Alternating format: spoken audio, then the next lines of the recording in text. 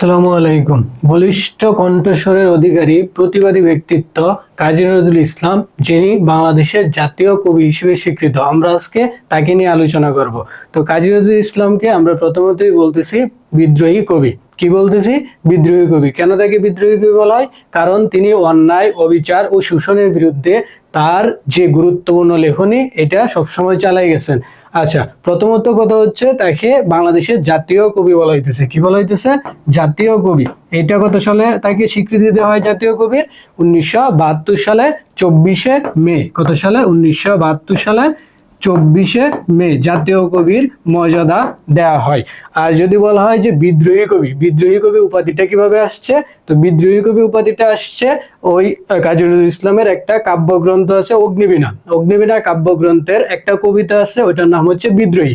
ওই বিদ্রোহী কবিতা প্রকাশের সাথে সাথে যে পাঠক সমাজ আছে, সাহিত্য সমাজ আছে, তাকে বিদ্রোহী কবি হিসেবে আখ্যায়িত করছে। প্রথমত কথা হচ্ছে বিদ্রোহী কবি কে আখ্যায়িত করছে, স্পেসিফিক যদি বলে তাহলে হবে প্রমথ চৌধুরী। আচ্ছা, আমরা আজকে আলোচনা করব কাজী নজরুল ইসলামকে নিয়ে। তাকে জাতীয় কবির মর্যাদায় ভূষিত করা হয়েছে 1972 সালে 24শে মে। আচ্ছা, কাজী নজরুল ইসলাম জন্মগ্রহণ করছে 1899 সালে। 1899 সালে জন্মগ্রহণ কোথায় করছে? জন্মগ্রহণ করছে আসানসোল মহকুমার চুরুলিয়া গ্রামে, বর্ধমানে আর কি। আচ্ছা, কাজী নজরুল ইসলামকে ডাকনাম ছিল অনেক, দুকুমিয়া ছিল, ব্যাঙ্গাচি বলে ডাকতো। তিনি যে সাহিত্য সাধনার শুরুটা হয়েছে তার সাহিত্য সাধনার মূলত শুরুটা হয়েছে লেটু গানের দলে যোগদান কালে। যখন তিনি লেটু গানের দলে যোগ দিছে, ওই সময় থেকে তার সাহিত্যকর্মের সূচনাটা হয়েছে। তো লেটু গানের দলে যোগ দেওয়ার পরবর্তীতে কি হয়েছে? পরবর্তীতে হয়েছে তিনি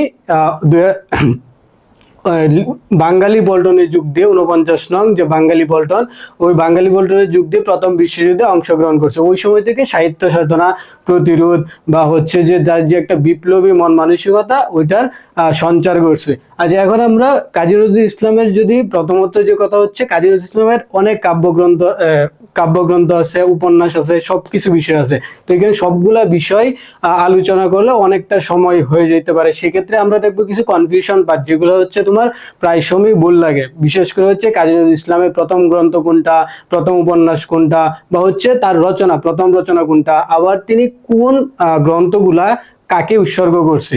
তো এইটা নিয়ে সবারই একটা কনফিউশন থাকে। তো আমরা দেখি আজকে এই বিষয়গুলা। তার প্রথম রচনা কোনগুলা, তার প্রথম উপন্যাস কোনটা, প্রথম কাব্যগ্রন্থ কোনটা। প্রথমতেই আছে যে প্রথম গল্প। তো যদি বলে যে কাজী নজরুল ইসলামের প্রথম গল্প কোনটা, তখন বলবা কি বাউন্ডলের আত্মকাহিনী। এটা হচ্ছে কি বাউন্ডলের আত্মকাহিনী। দেখো এখানে প্রকাশ সালটা সহ আছে, তোমরা চাইলে এই একটু স্ক্রিনশট নিয়ে দিতে পারো। মাঝে মধ্যে অ্যাডমিশনের প্রশ্ন আসে যে কাজী নজরুল ইসলামের প্রথম রচনা কোনটি, প্রথম গ্রন্থ কোনটা, প্রথম উপন্যাস কোনটা। দেখো প্রথম গল্প গ্রন্থ হচ্ছে কোনটা? বেতার দান। যদি বলে প্রথম কবিতা হচ্ছে মুক্তি। প্রথম কবিতা কি? মুক্তি। তিনি কিন্তু সবচেয়ে বিখ্যাত হয়েছিল কোন কবিতা দ্বারা? বিদ্রোহী কবিতা। বিদ্রোহী কবিতা তোমার প্রকাশিত হয়েছে 1922 সালে। কত সালে? 1922 সালে। আবার বিদ্রোহী কবিতাটা তোমার অগ্নিবীণা কাব্যগ্রন্থের অন্তর্ভুক্ত। অগ্নিবীণা কাব্যগ্রন্থের দ্বিতীয় কবিতা হচ্ছে তোমার বিদ্রোহী কবিতা। আর অগ্নিবীণা কাব্যগ্রন্থের প্রথম কবিতা হচ্ছে প্রলয় উল্লাস। প্রথম কবিতা কোনটা? প্রলয় উল্লাস। আচ্ছা, প্রথম কাব্যগ্রন্থ কোনটা? অগ্নিবীণা। এই যে যেটা আসছে অগ্নিবীণা হচ্ছে তোমার প্রথম কাব্যগ্রন্থ, 1922 সালে প্রকাশিত হয়েছে। তো প্রথম কাব্যগ্রন্থের যদি বলে প্রথম কবিতা কোনটা? প্রলয় উল্লাস। অগ্নিবীণা কাব্যগ্রন্থের প্রথম কবিতা কোনটা? প্রথম কবিতা হচ্ছে তোমার প্রলয় উল্লাস। দ্বিতীয় কবিতা হচ্ছে বিদ্রোহী, যে কবিতার জন্য তিনি জনসাধারণের কাছে বিদ্রোহী কবি হিসেবে পরিচিতি লাভ করছে। আচ্ছা, আমরা যদি দেখি প্রথম প্রবন্ধ কোনটা? প্রথম প্রবন্ধ হচ্ছে তুর্ক মহিলার ঘুমটা খেলা। প্রথম প্রবন্ধ গ্রন্থ হচ্ছে যুগবাণী। প্রথম নাটক হচ্ছে ঝিলিমিলি। প্রথম নাট্যগ্রন্থ হচ্ছে ঝিলিমিলি। নাট্যগ্রন্থ দুইটাই কি? ঝিলিমিলি। পর হচ্ছে প্রথম উপন্যাস বাঁধনহারা। তো কাজী নজরুল ইসলামের তোমার উপন্যাস আছে তিনটা। কয়টা? তিনটা। একটা হচ্ছে বাঁধনহারা, আরেকটা হচ্ছে তোমার মৃত্যুগুদা, আরেকটা হচ্ছে তোমার কুহেলিকা। বাঁধনহারা, মৃত্যুক্ষুধা, আরেকটা হচ্ছে তোমার কি? কুহেলিকা।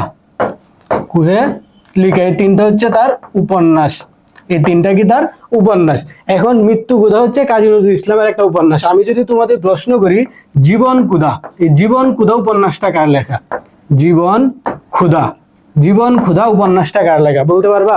এটা কিন্তু একই রকম সাহিত্য। একটা হচ্ছে মৃত্যুক্ষুধা উপন্যাস, আর একটা কি? জীবন ক্ষুধা উপন্যাস। তো জীবন ক্ষুধা উপন্যাসটা হচ্ছে তোমার আবুল মনসুর আহমেদের। কার লেখা? আবুল মনসুর আহমেদের। আবুল মনসুর আহমেদের আরেকটা বিখ্যাত গ্রন্থ আছে যে আমার দেখা রাজনীতির 50 বছর। যাই হোক, তো তার একটা শ্রেষ্ঠ উপন্যাস, আমরা যদি কাজী নজরুল ইসলামের শ্রেষ্ঠ উপন্যাস দিই, এটা কোনটা? মৃত্যু ক্ষুধা। তার প্রথম উপন্যাস কোনটা? বাঁধনহারা। কিন্তু শ্রেষ্ঠ উপন্যাস যদি বলে তাহলে কি বলবা? মৃত্যু ক্ষুধা। তাহলে কোনটা বলবা? মৃত্যু ক্ষুধা। আচ্ছা, এটা হচ্ছে তার প্রকাশিত কোন রচনা বা কোন গ্রন্থগুলা, এইটা বিষয়ে যে কনফিউশন তোমাদের, এইগুলা যে মাঝে মধ্যে প্রশ্ন আসে যে প্রথম রচনা কোনটা, প্রথম গল্প কোনটা, প্রথম উপন্যাস কোনটা, প্রথম নাটক কোনটা। তো আশা করি এই বিষয়টা তোমরা বুঝতে পারছো। এখন যে বিষয়টা দেখবো, এটা হচ্ছে উৎসর্গকৃত গ্রন্থ। দেখবা একটা লেখক বা একটা কবি যে আছে, উনি কি করে? বিভিন্ন লেখা বিভিন্ন সময় অন্যজনকে উৎসর্গ করে লিখে। তো এই উৎসর্গকৃত গ্রন্থগুলো আমরা একটু দেখবো। তার আগে আমরা দেখবো কাজী নজরুল ইসলামের নিষিদ্ধ গ্রন্থ কয়টা। তো কাজী নজরুল ইসলামের নিষিদ্ধ গ্রন্থ হচ্ছে 5টা। কয়টা? 5টা। তো এখানে 5 হবে, এখানে 5 হবে। কয়টা? 5টা। আচ্ছা, কি কি গ্রন্থ দেখো। প্রথমটা হচ্ছে চন্দ্রবিন্দু, পর হচ্ছে যুগবাণী, বাঙার গান, প্রলয় শিখা। অগ্নিবীণা হবে না, অগ্নিবীণা নিষিদ্ধ হয় নাই কখনোই। অগ্নিবীণা কাব্যগ্রন্থ কখনোই নিষিদ্ধ হয় না। অগ্নিবীণা কাব্যগ্রন্থের একটা কবিতা শুধু নিষিদ্ধ হয়েছে। অগ্নিবীণা কাব্যগ্রন্থের একটা কবিতা জাস্ট নিষিদ্ধ হয়েছে। তাই এটা যদি বলে যে অগ্নিবীণা কাব্যগ্রন্থ নিষিদ্ধ গ্রন্থ, অবশ্যই না।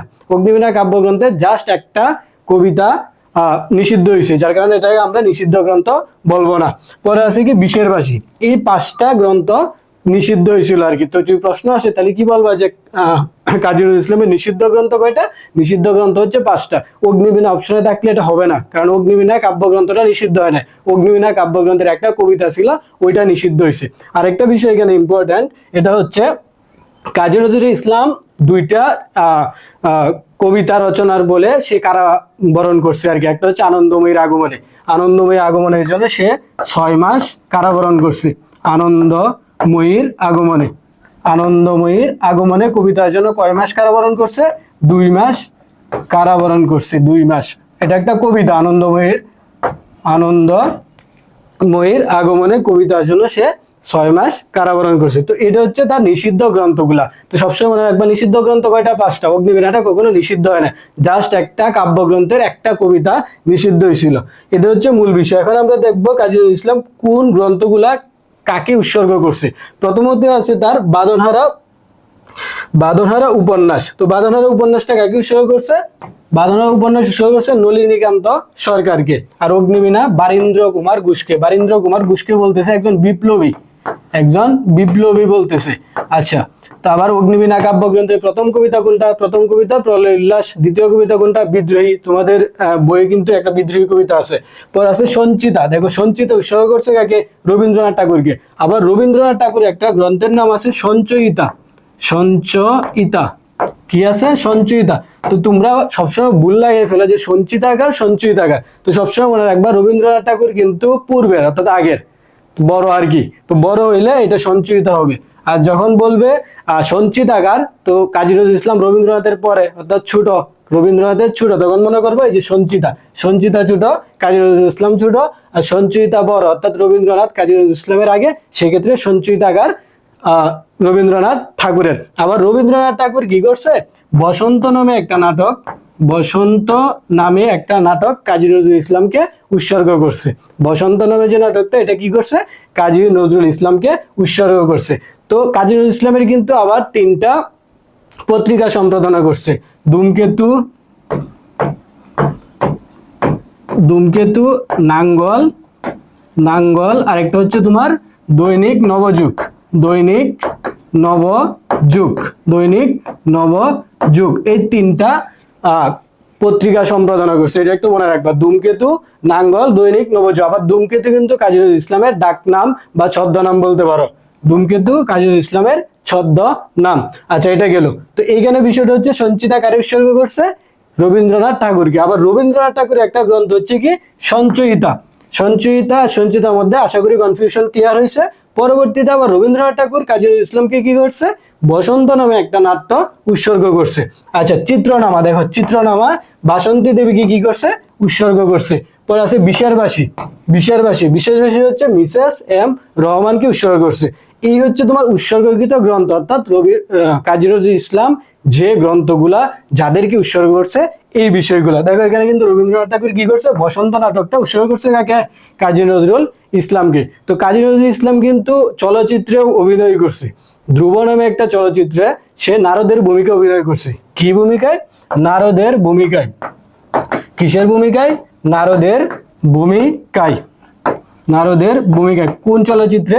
ধ্রুব নামে একটা চলচ্চিত্রে। ধ্রুব নামে একটা চলচ্চিত্রে। আবার তিনি কিন্তু বাংলা সাহিত্যের প্রথম মুসলিম চলচ্চিত্রকার। তিনি একটা চলচ্চিত্র নির্মাণ করছে, ওই চলচ্চিত্রের নাম হচ্ছে তোমার ধূপছায়া। কি? ধূপছায়া। চলচ্চিত্রের নাম কি? ধূপছায়া। ওই চলচ্চিত্রটা সে নির্মাণ করছে, বাংলাদেশে প্রথম মুসলিম চলচ্চিত্রকার তারা বলতেছে। আর কোন চলচ্চিত্রে সে অভিনয় করছে? ধ্রুব নামে একটা চলচ্চিত্রে। ওই চলচ্চিত্রে কিসের ভূমিকায়? নারদের ভূমিকায় সে অভিনয় করছে।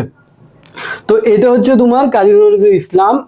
আরেকটা বিষয় হচ্ছে এখানে কাজী নজরুল ইসলামকে বাংলাদেশের নাগরিকত্ব কবে দেওয়া হয়েছে? বাংলাদেশের নাগরিকত্ব দেওয়া হয়েছে 1976 সালে। আর জাতীয় কবি করা হয়েছে কত সালে? 1972 সালে। আর তাকে স্থায়ীভাবে ঢাকায় বা বাংলাদেশে নিয়ে আসা হয়েছে 1972 সালে। তো এই বিষয়গুলো হচ্ছে মূলত কাজী নজরুল ইসলামকে নিয়ে, অর্থাৎ কাজী নজরুল ইসলামের যে বিষয়গুলো বেশি ইম্পর্টেন্ট বা কনফিউশন, বাট এই বিষয়গুলো নিয়ে আলোচনা। তোমরা এই বিষয়গুলো যদি দেখতে পারো, আশা করি এখান থেকে অ্যাডমিশনে তোমাদের জন্য একটা প্রশ্ন থাকবেই থাকবে।